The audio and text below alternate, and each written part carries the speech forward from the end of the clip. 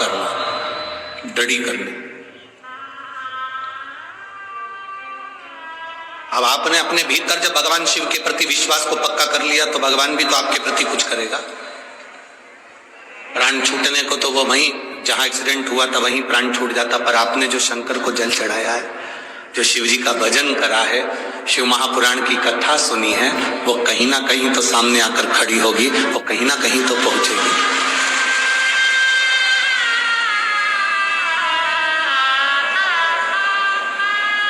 तेरे दरबार की बाबा निराली शान देखी,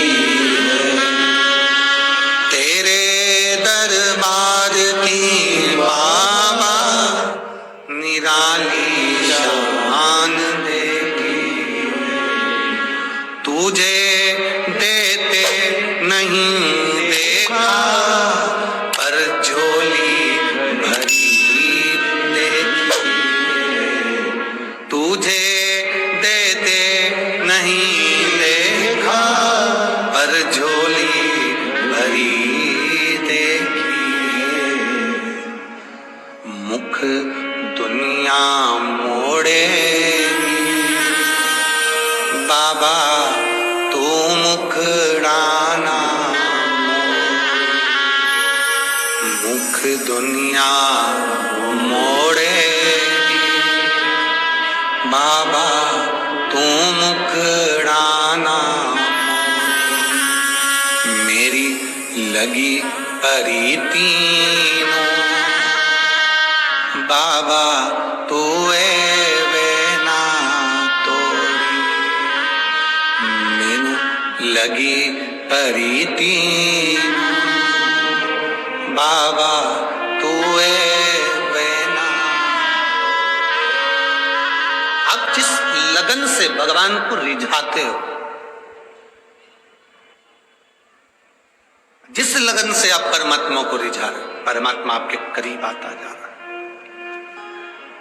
अकेले चल रहे हो, साइड में देखना पड़ेगा।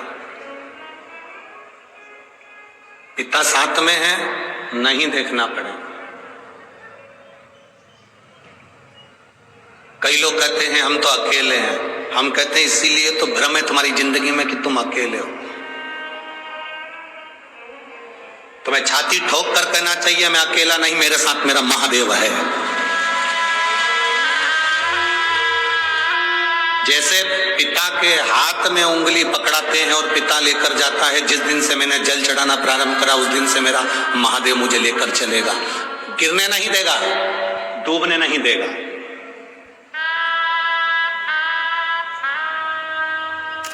एक भरोसे के साथ कहते हैं, जो 2 साल से 3 साल से 4 साल से 1 साल से 6 महीने से 8 महीने से 5 महीने से शिव महापुराण की कथा जिसने टीवी पर सुनना चालू करी या पंडाल में सुनना चालू करी या कभी आपके क्षेत्र में हुई और आपने जाकर पंडाल में कथा सुनी, यह हमारा भरोसा कहता है आप जिंदगी में दुखी नहीं हो सकते। जब जब दुखी होगे तब तब मेरा महादेव आपको सपोर्ट करने के लिए आएगा। जब कथा नहीं सुनते थे उसके पहले का समय निकाल कर देखना, अगर आपने टीवी पर कथा नहीं सुनी शिव पुराण, उसके पहले का समय कैसा था। घर में क्लेश, घर में अशांति, लड़ाई झगड़ा, पैसे की कमी, कहीं तकलीफ, कहीं रोग, कहीं बीमारी, कहीं दुख, कहीं कष्ट, कुछ ना कुछ डिप्रेशन, टेंशन बना रहता था। अब जब से तुमने कथा सुनना चालू करी टीवी पर, मोबाइल पर या पंडाल में, उसके बाद का समय निकाल कर देखिए कि आपके चेहरे पर कितनी स्माइल रहती है, कितनी प्रसन्नता रहती है, आप कितने खुश रहते हैं।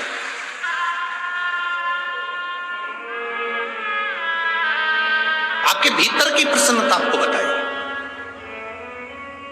और आज फिर कहकर जा रहे हैं, आज कथा का 5वां दिन है, कल कथा का 6ठा दिन हो जाएगा। परसों, कल तो शिवरात्रि भी है महीने की पहली, और परसों कथा विराम हो जाएगी। सुबह परसों के दिन की कथा सुबह 9 बजे से 12 बजे हो जाएगी।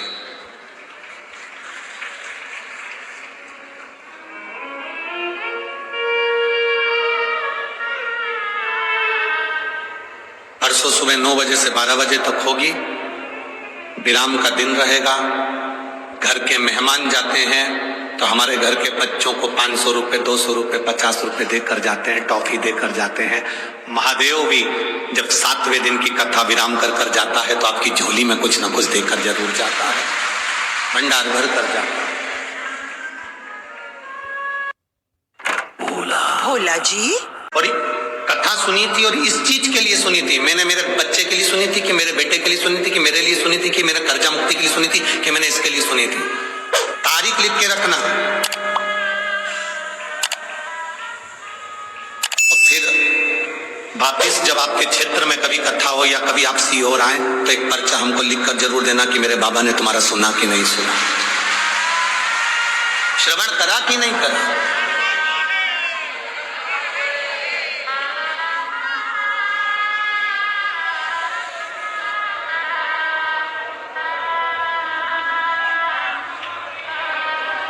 ये शिव की कृपा है, आप उसको सुन रहे हैं। हम लोग कहते हैं ये शिव पुराण है, हम कहते हैं शिव पुराण नहीं है। जो सुन रहा है उसके दिल में, वो जैसे पंडित जी शादी कराते हैं तो 7 फेरे डलाते हैं, मंत्र बोलते हैं, वचन बोलते हैं, फिर संबंध जोड़ देते हैं, लड़की लड़के की हो जाती है। उसी तरह 7 दिन की शिव पुराण की कथा ये आपका और भोलेनाथ का संबंध जोड़ देती है। आप शिव के हो गए, शिव आपके संबंध जोड़।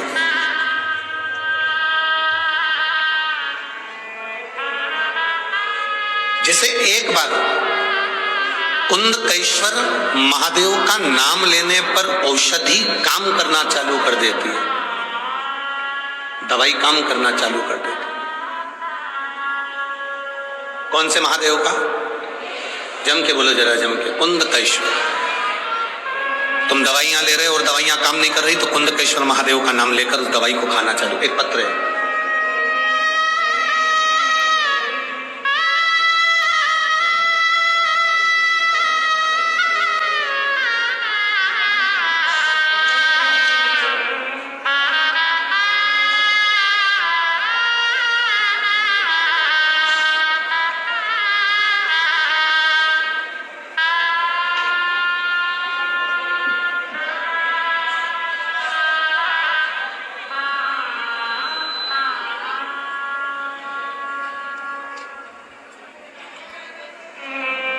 मैं पारुल शर्मा, चंडीगढ़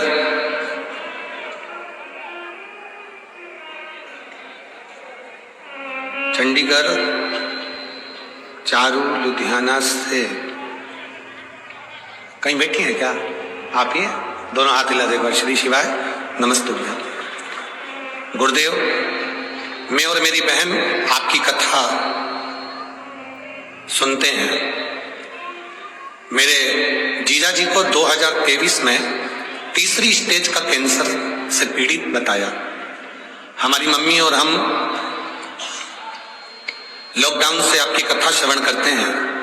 कैंसर के कारण हमारे जीजा जी को ऑपरेशन करवाना पड़ा। ऑपरेशन करवाने के बाद भी उनका कैंसर ठीक नहीं हुआ।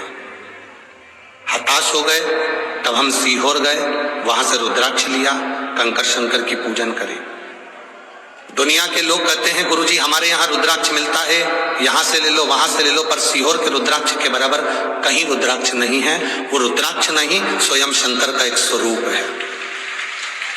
कुबेरेश्वर धाम का हमने रुद्राक्ष लिया, उसको लेकर गलाकर पानी शिव जी को चढ़ाकर कुंदकेश्वर महादेव के नाम से अपने जीजा जी को पिलाने लगे।